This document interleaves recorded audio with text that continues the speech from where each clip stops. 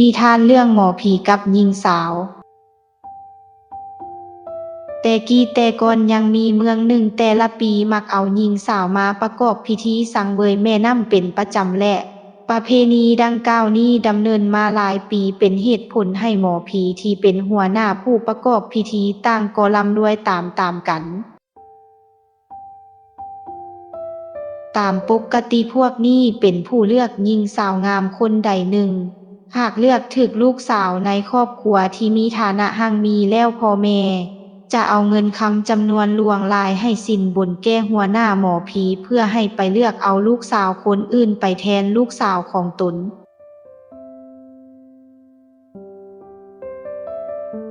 เมื่อเรื่องดังกล่าวได้ดังไปฮอดหูพญาที่ปกครองเมืองนั้น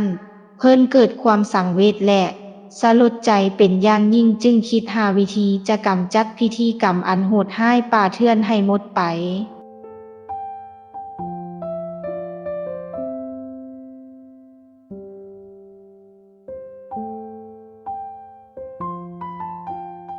ในที่สุดมื้อประกอบพิธีกรรมก็มาถึง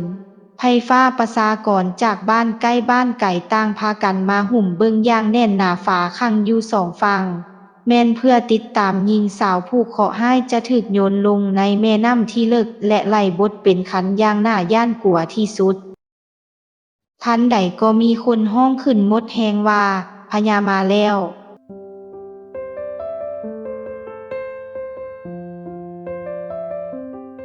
ไพฟ้าประชากรต่างก็พากันเหลียวเบิ่งพญา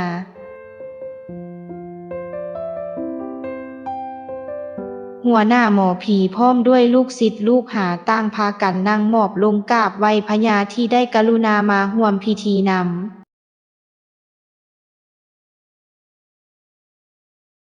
เมื่อทุกสิ่งอย่างพร้อมแล้วหัวหน้าหมอผีห้องขึ้นบักดังว่า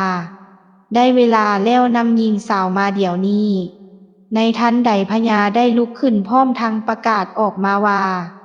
อย่าเฝ้าวเทื่อขอให้ทรงไผผู้หนึ่งไปแจ้งข่าวดีให้เจ้าแม่น้ำฮู้ก่อน ไพฟ้าประชากรอยู่ที่นั่นต่างก็พากันตกตะลึงและมิดเงียบพญาเลียวไปรอบๆแล้วซี้มือไปทางหัวหน้าหมอผีว่า เจ้าหันละเหมาะสมจะไปก่อนหมู่พอพญาประกาศจบลง เสนาอามาตย์ก็แล่นไปจับหัวหน้าหมอผีแล้วโยนลงแม่น้ำจมหายไปต่อหน้าต่อตา จากนั้นพญาก็ประกาศอีกว่าหัวหน้าหมอผีไปดนแล้วยังบ่มาส่งข่าวให้ฮู้อีกจำเป็นต้องส่งไปอีกผู้หนึ่งประกาศแล้วก็ซี้มือไปใส่เมียของหมอผีเมียของหมอผีจึงห้องขึ้นด้วยความย้านกลัวสุดขีดสุดท้ายก็จับโยนจมหายไปต่อหน้าต่อตาอีกคนทันทีทันใดพวกลูกศิษย์ลูกหาของหมอผีต่างก็พากันมอบกราบไหว้พญาพร้อมทั้งวิงวอนขอชีวิตอย่างน่าสงสารพญาจึงเว้านำพวกเขาเหล่านั้นว่าพวกเจ้าจงยุติประเพณีอันโหดร้ายป่าเถื่อนนี้ซะพวกลูกศิษย์ลูกหาของหมอผีต่างพากันให้คำมั่นสัญญาแต่นั่นมาประเพณีอันโหดร้ายป่าเถื่อนก็ได้ยุติลงและไพฟ้าประชากรเมืองนั่นก็อยู่เย็นเป็นสุขตลอดมา